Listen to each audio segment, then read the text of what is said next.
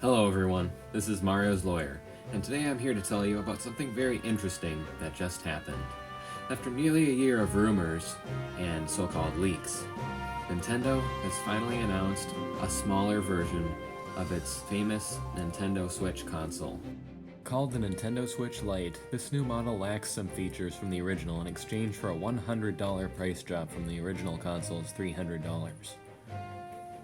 However, many people are worried about the Nintendo Switch Lite's limitations, so today we're going to be taking a closer look at the original Nintendo Switch console from 2017, and we're going to take a closer look at what the extra $100 gets you. So, if you're interested in buying a Nintendo Switch and you're wondering what model is best for you, or if you're simply a PlayStation or Xbox fan and you're wondering why Nintendo's managed to stay in the race this long, stay tuned.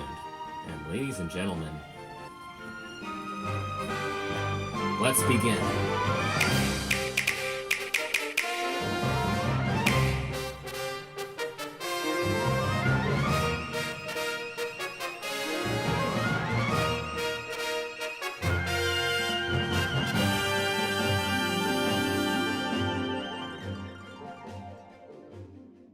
So, to better understand what makes the original Nintendo Switch $300, we're...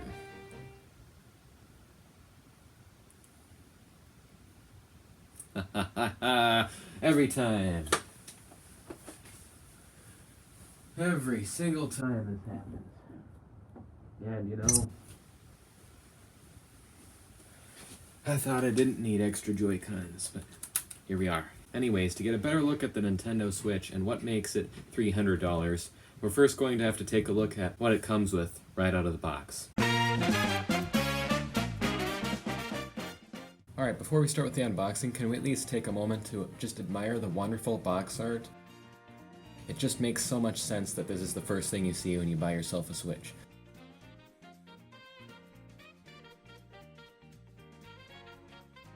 Alright, so there's a lot of stuff that comes right out of the box, so we're going to start with the Nintendo Switch tablet itself. So this is arguably the most important piece. This is where all of your data is stored. This is where all the hardware is.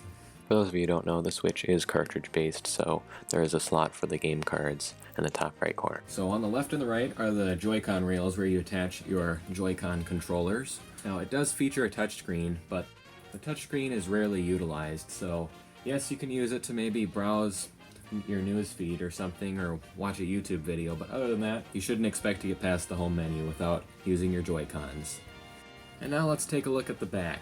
So on the back it features a kickstand, and I'll get into why there's a kickstand later. Hidden beneath the kickstand there is actually a micro SD card slot. Now, a micro SD card is not included with the system, and it's not required, but if you're big on purchasing games digitally, I would recommend getting one.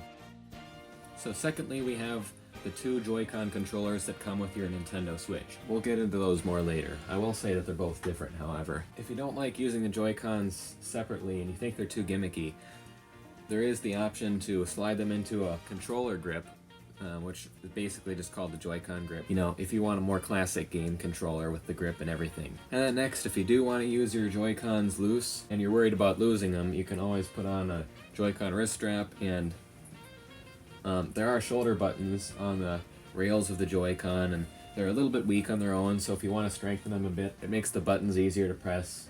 Just make sure not to put them in the wrong way like this. Next up we have the Nintendo Switch dock. So this is where you're going to put your Switch when you want to output it to the TV. So you can see on the side there are two USB ports on the side. That's where you put your Switch.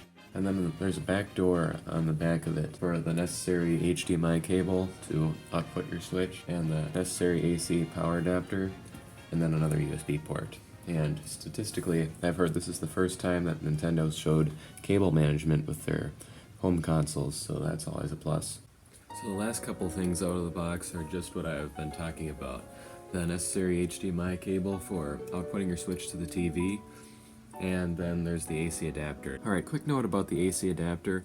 Yes, it is kind of disgusting to see a big ugly brick for an AC adapter in 2017. I mean, come on. These things are pretty difficult to deal with when it comes to power outlets. I mean, I'm going to want to use the other outlet, and these things are just so big, they take up too much space. Oh well, I'm gonna have a lot of fun resetting my alarm clock. It's also worth mentioning that if you're on the go and you want to charge your Switch, oh boy, you gotta bring this AC adapter with you, that's right. Which is a bit of a letdown, but hopefully the Switch Lite will come with a smaller AC adapter. So that's everything that comes right out of the box, but wait a minute. Did you guys happen to see any games anywhere in there? So that's another thing to keep in mind. The $300 in this case gets you a console, 2 controllers, but not a game. And all of the best Switch games are $60 a piece, so I think that's important to know before buying a Switch. However, this is not in any way a criticism towards Nintendo, because believe it or not, there is a perfectly valid reason for each game being $60. Now, it's not something I'm going to get into right now. I'm definitely going to talk about it in a later video, but here's your short answer. Quality control.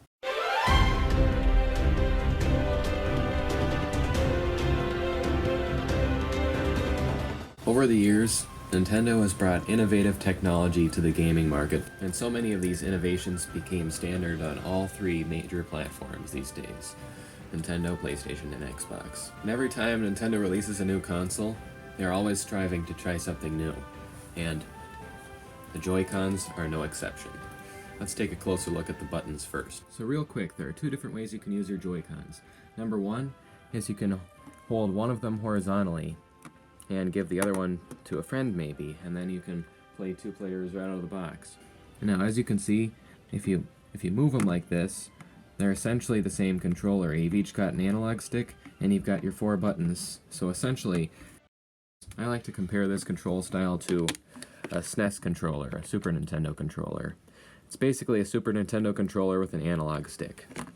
Because if you look, there are even 2 shoulder buttons for the side. Or you can flip them vertically like this, and you can use both of them as one controller. Now, this may be a little bit confusing, so I'll put them in the Joy-Con grip, and then I think things will start to make a whole lot more sense. So hopefully seeing the 2 Joy-Cons like this makes a little bit more sense. You know, it's a more classic control style. You know, you've got your dual analog sticks, you've got your 4 buttons right here that you use for just about everything. You've got your minus and plus buttons, also known as select and start buttons. And then if you flip it like this, you can see you've also got 2 pairs of shoulder buttons, which can come in handy. You've got your home menu button, and you've got your capture button, which is new for Nintendo Switch. You can use it to take screenshots or videos of your gameplay, which is interesting. However, the biggest change you're going to notice is that here on the left Joy-Con, you'll notice the D-pad was split into 4 directional buttons, so that disappointed a lot of fans since this is the first Nintendo console to not have a D-pad right out of the box. But luckily, there is a perfectly logical explanation for this, because if you can remember, it's better to have a level playing field if you're using it horizontally, because if you were using a D-pad and you try to hit both these buttons at once, you'd have a harder time.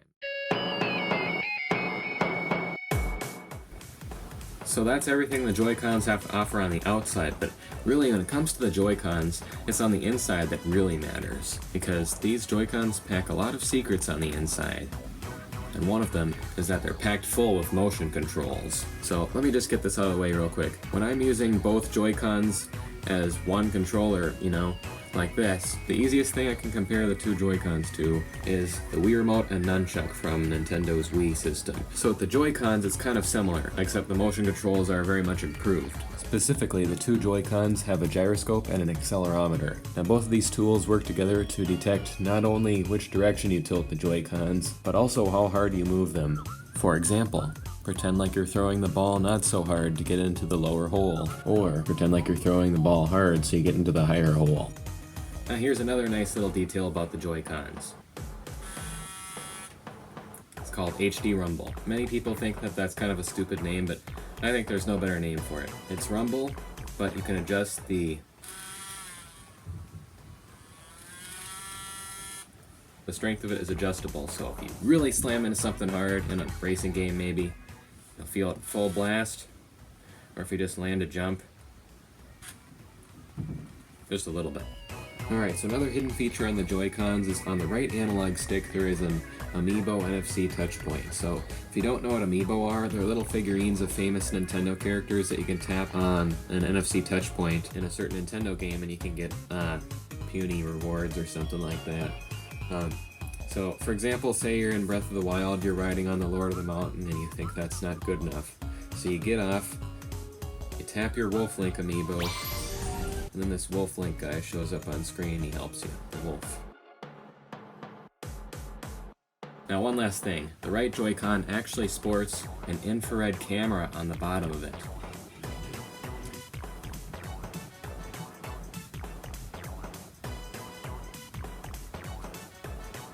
It's rarely utilized though. So those are the Joy-Cons. If you don't like them, you think they're too gimmicky, you can always go out and you can buy the official Pro Controller instead. It doesn't disappoint. The only thing is it's $70, so choose wisely.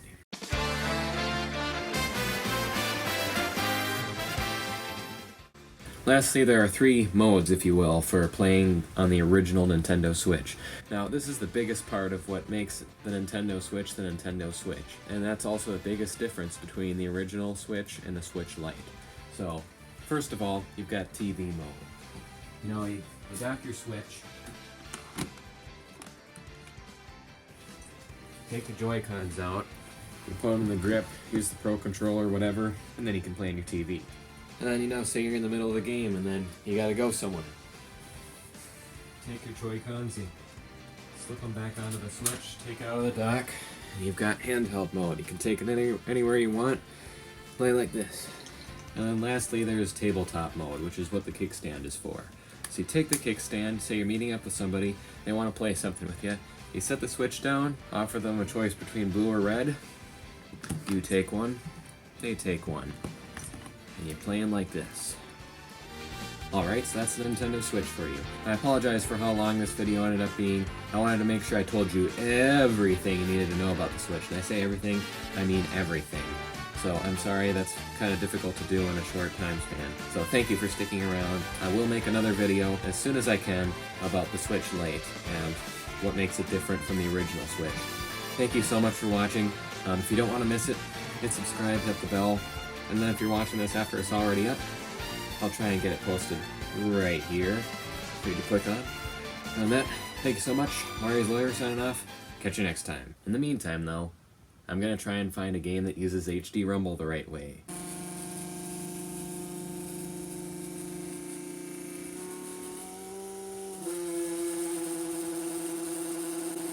I'm having too much fun.